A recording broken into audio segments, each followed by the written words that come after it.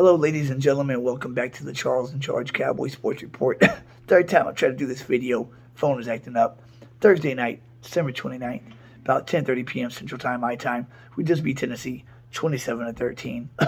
Not in the fashion or style that we wanted to at all by a mile. One congratulations I do have is to number 88, 88 for life. As you see Bryant behind me. I need to get Playmaker's jersey too. After this game, after 16 games, 5 of them with Cooper Rush, in the first half of the season playing like ass, he finishes a 16-game season with 102 catches, 1,307 yards, 8 touchdowns. I don't know when the last time we had a receiver get over 100 catches was. I know Jason Witten did it a few times. But wide receiver, I don't think that's ever got over 100 catches. Michael Irvin, maybe a couple times. But it's been a long time since we had a wide receiver get over 100 catches. 102 catches for CeeDee Lamb. Congratulations, man. First half of the season, he looked like ass. Second half, he's looking like a number 1 receiver, top 10 guy. T.Y. Hilton also looking very good in his second game with us. Few nice key third down plays.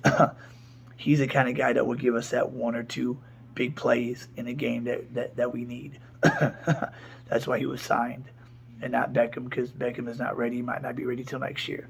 But the way that we won is ridiculous. We're playing Tennessee's second team. On defense, they're missing 7 starters. Offense, they're missing a quarterback. They're missing Derrick Henry and a few other guys. We're playing Tennessee's backup roster. And it's a 4-point game going to the fourth quarter. The first interception was not Dak's fault. That was all Peyton Hender's shot. If you're going to drop the ball, just drop it to the ground. Don't bobble it and then basically lateral it to the safety. I hate when they do that. But the fumble snap, that's Dak. And then the second pick, that's him. He's only had 1 clean game this season. That was against Detroit. Other than that, he's had multiple turnovers in every game. Only a couple games, 1 turnover. Averaging 35 points a game is all and well. But if you're going to give the ball away every game, that really don't mean shit. Because those turnovers most of the time result into giving the other team a short field and points. Dak is a more enhanced version of Cooper Rush. He's a better Cooper Rush. He can make the offense better than Cooper Rush can. Cooper Rush knew his limits. Dak does not. Therefore, Rush didn't turn the ball over like Prescott is doing. Dak thinks he's an elite passer.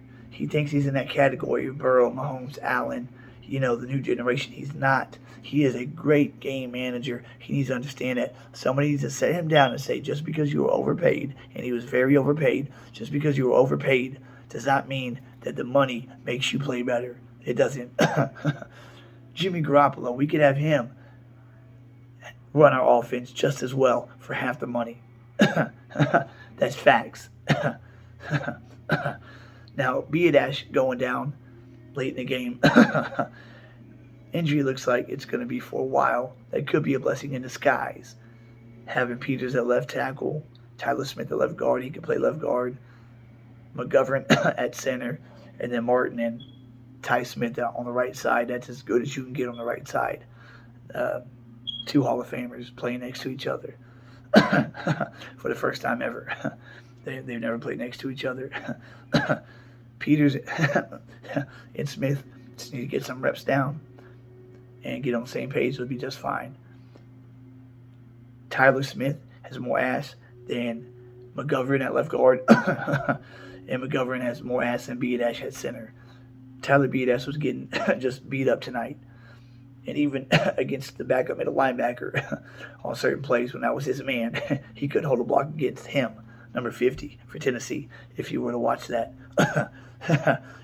He would just throw on Tyler Biadash to the ground.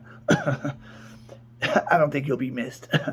This way we get our best 5 out there. And our best 5 was either having Biadash out or McGovern out. And Peters in. So if it's Biadash, fine. McGovern can play center.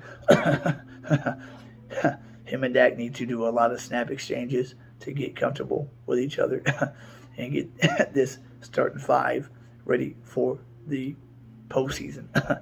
Now, depending on what happens Sunday, will dictate what we do week 18.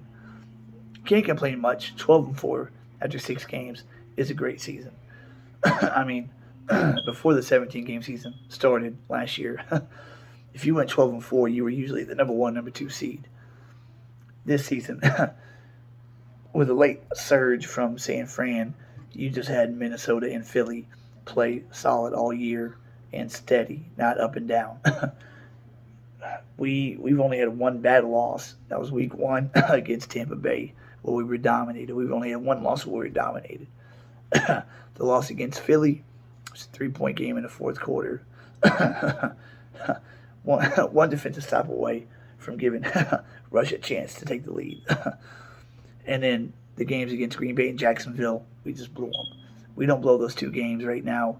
We are a 14-2 team. That's how freaking close. 2 blown leads. 31 points blown in 2.5 quarters, really. If you combine the 2. That's ancient history. We don't control our own destiny. So Sunday, if Philly loses to the Saints, San Fran loses to Vegas, and Minnesota loses to Green Bay, which I think Green Bay will beat Minnesota, then it's week 18, all for the number 1 seed. Now, if Philly loses to the Saints and San Fran and Minnesota both win, or if Philly wins, that locks up number 1 seed, then week 18, we need to have a self-induced bye week and rest all of our starters. Hell, let them go home. They ain't even got to practice. And have most of our second team and practice squad guys play the last game of the season against Washington. So I'd rather be rested and go on the road to play Tampa, New Orleans, or Carolina than not be rested and go on the road and play those 3, or possibly capture the 2 or 3 seed if, say, Philly were to lose out, but Minnesota doesn't, or San Fran doesn't. Therefore, we'd be the 2 seed or the 3 seed if Philly loses out, but Minnesota and San Fran do not, and they win out. So I'd rather be rested and be a 5 seed than not rested and be a 2 or 3 seed, because rest is big. And y'all saw what we looked like after our bye week in week 9. We came out week 10, went to Minnesota, and we were rested and ready to roll.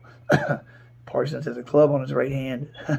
Back in the day, it was on his left. Back in the day, that would have been a great weapon to have as a pass rusher. But the rules have changed.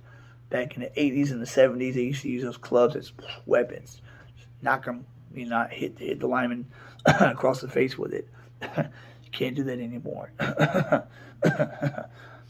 And why we had Ezekiel Elliott out there the last 2 drives with less than 6 minutes to go, up 15, was, I don't know. Malik Davis, you put him in there, you run him 3 times. You punt, you stop him, you get the ball back, you run Malik Davis 3 more times. Why risk getting Elliott injured? Because in the playoffs, we're going to need the Elliott-Pollard 1-2 punch big time. And hopefully this best 5, 3 gold jackets, future gold jackets out there with a hell of a good rookie will start to play like the offensive line was earlier this season. We were running the ball great all year until this last month. We haven't been able to. Just like we were rushing the passer great all year, this last month we haven't been able to. We got a strip sack tonight. I think just 1, right? Fowler. Deron Bland's playing great. How is Kelvin Joseph still on the roster? He is completely horrible. He cannot play corner. He cannot play defense. We realize that. So we put him on special teams. Tonight, he gets not 1, but 2 flags. 2. 1 on a punt return and 1 on punt coverage. And when the punt returned him off the punt and the flag was for fair catch interference, he has a dumbass laugh like it's funny. Jimmy Johnson and Bill Parcells would have cut him a long time ago. Let his ass go to the rap studio and be whatever the hell he thinks he wants to be. Because it sure as the hell ain't a football player. He is a joke, and he is taking up a roster spot that Trayvon Mullins could take on right now as he's still learning the system and be better than Kelvin Joseph. Kelvin Joseph is garbage, and he won't make it with any other team. He is a wash. He is done. He is like the equivalent of a quarterback to who was that quarterback that was drafted in the same year as Peyton Manning? Super big bust. We gave him a shot like in 2002. Hell, I forgot his name. But, I mean, he's like a Jamarcus Russell type bust. I mean, so much talent. Physical traits are there, but just minding in the game. He's just ignorant, you know. But 12-4, good season. I want to see consistency, though. We can't be turning the ball over like we are. Who would have thought that we'd be leading the season, leading the league in takeaways 2 years in a row? Hasn't been done since the 70s Steelers. I said it was possible, but I said most likely we'd be a shutdown defense, allowing less yards and points. And I said, but the takeaways were possible. And everybody said our defense would regress and that, you know, to repeat leading the league in takeaways back-to-back seasons was completely stupid because it hadn't been done in so long. Well, you know, it's been, 30 years since somebody had 11 picks. You know, Dukes did that last year, so anything's possible for us. We just had to come out and play all 4 quarters, especially if we're going to go on the road at Brady. We can't go on the road at Brady sleepwalking and have Dak give him the ball twice in the first quarter.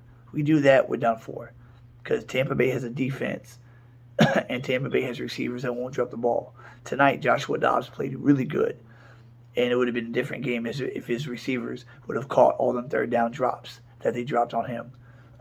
He played hella good for the short notice that he got getting signed and starting. That's what bothers me, is we should have rolled this team 44-0, 41-10. I said 38-10. Anything less is disappointment, and it is, really. I mean, 12-4 is 12-4. You can put lipstick on the pig, you know, 6 to 1/2 dozen the other. It's all the same. We'll see what happens this Sunday, though, guys. We'll see what happens this Sunday. And that'll dictate what we do week 18. But congratulations, DC Nation. 12-win season, just like last year when all the prognosticators said that we got worse in the offseason and we'd be a 8-9 win team at best if we were lucky. And I told all them idiots that couldn't hear me because they were on TV that we had a lot of more addition by subtraction.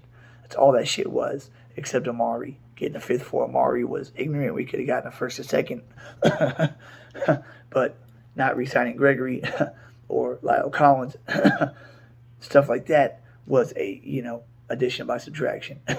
Letting Sam Williams, Dante Fowler take over, and Armstrong take over where Gregory was, and letting Terrence Steele take over where Lyle Collins was. Better output. Dorrance Armstrong has had a better season than Randy Gregory ever dreamed of. And Terrence Steele, better right tackle right now than Collins is. That's just, you know, a fact.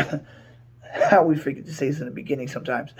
Please subscribe, like, and share. Guys, my channel's still new. I'm like at 213. My goal is to get to 1,000 subscribers, 4,000 watch hours. Therefore, I can do live shows. My live shows will be live, if you know what I mean. I have a call-in line, sometimes a Zoom-in deal, so you can call in, agree with me, disagree with me, or we can all chop it up about the passion that we share, that we love, and that drives us crazy at the same time. The star that we bleed silver and blue.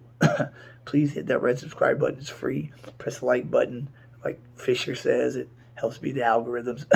Let your video get viewed more. Do that, guys. Enjoy the ugly win. A W's a W in the NFL. And we'll see what happens Sunday with the other teams. I'll catch y'all on Sunday. Keep God first and foremost until then. He is everything, comes before everything, even this. Seek him in his righteousness, and everything else will fall into place. I'm a living testimony of that. And God gave us the Cowboys. Thank him for that. That's what the hole in Texas Stadium was for. The hole in the roof was so God could look down and watch his team play. I love that legend. Other than that, guys, that's basically my knee-jerk post-game reaction. And I'll hit y'all guys up Sunday with what I, think is really going on and how it's going to play out Week 18. Other than that, y'all keep it real. Enjoy the win. A win is a win. However we got it, we got it. And we won. We beat the spread 12.5. We won by 14. So we should have won by 40, but what the hell? We still won. So y'all be good. I'll catch you on the flip side. Charles and Charge is out.